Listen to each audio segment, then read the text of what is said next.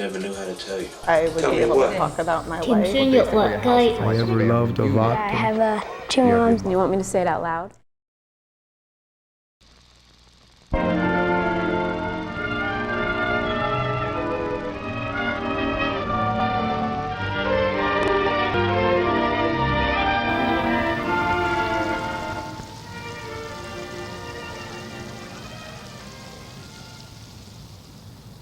Boy, those were great hot dogs, Gene. You really can cook. Yeah, those are good. Thanks, Philip. Say, fellas, how about we toss around the old pigskin? Sounds good.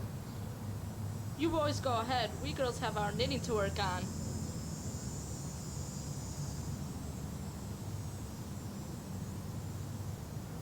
Say, aren't you two coming?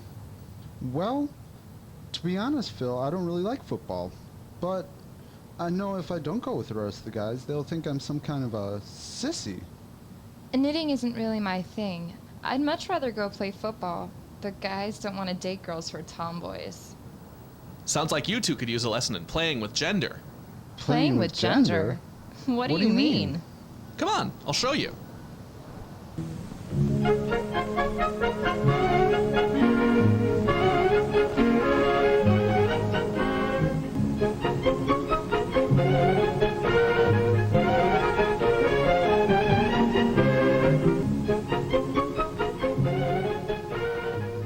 Gender is the complex system of culturally prescribed cues we use to determine if, and to what extent, an individual is masculine or feminine.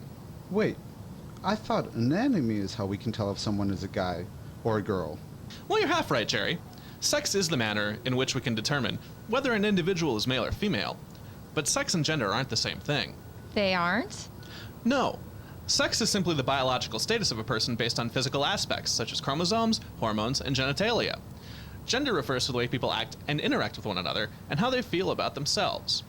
Someone's gender is typically determined by several factors, including appearance, behavior, mannerisms, or duties. While aspects of sex are the same across different cultures, aspects of gender may not be.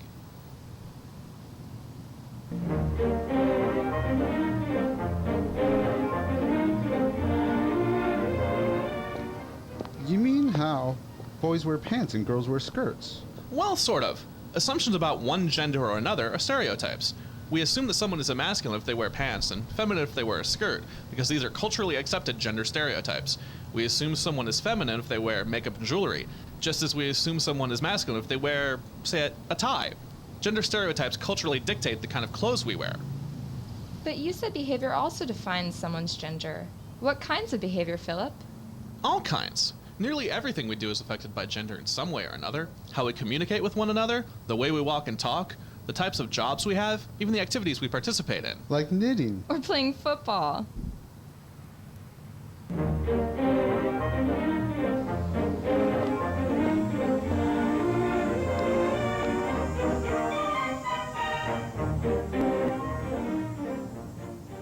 Even the toys we play with are gendered. Gosh, so gender is something taught to us from a young age then? Well, there's still debate over whether gender identity is something we're born with, or something we learn through social and cultural institutions, or the media. But if gender is something that we're born with or even learned, shouldn't all our genders and behaviors be predetermined as either masculine or feminine? Luckily for us, gender isn't a binary system. Not everything, or everyone, fits into strictly masculine or feminine roles. You can think of gender as being more like a spectrum, with varying degrees of masculine and feminine identities along it. Wait, you can be both male and female? Right. Nearly everyone crosses gender roles in some way or another. Some people consciously decide to cross gender roles. We call these people transgendered. Transgendered individuals have been around in just about every culture since the beginning of humanity. Many cultures throughout history have recognized the possibility of a gender identity beyond male or female. What kind of transgendered people are there? There are all types of transgendered people. Some people are cross-dressers. They're the biggest portion of transgendered people. Cross-dressers wear clothing and makeup of the supposedly opposite sex to varying degrees and for different reasons.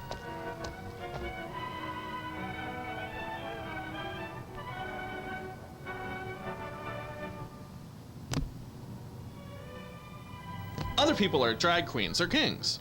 Like cross-dressers, they dress up part of the time as the opposite sex, usually for performance or entertainment. Some drag queens and kings, however, did not consider themselves transgender.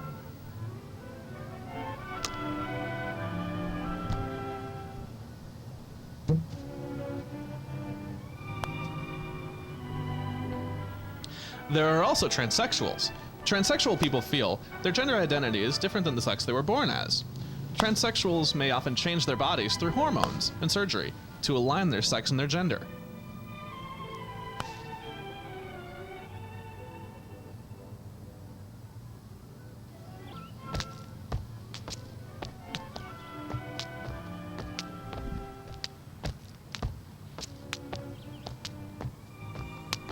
There are also other types of gender identities, such as androgynous, bigendered, and genderqueers, just to name a few.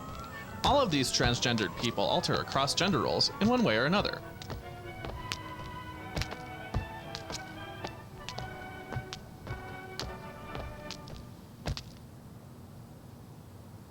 Golly, I never realized how many different genders you could be. I'll say, I'm gonna go ask the girls if I can go join their knitting group. Care if I join you and the guys for some football? Only if you're on my team.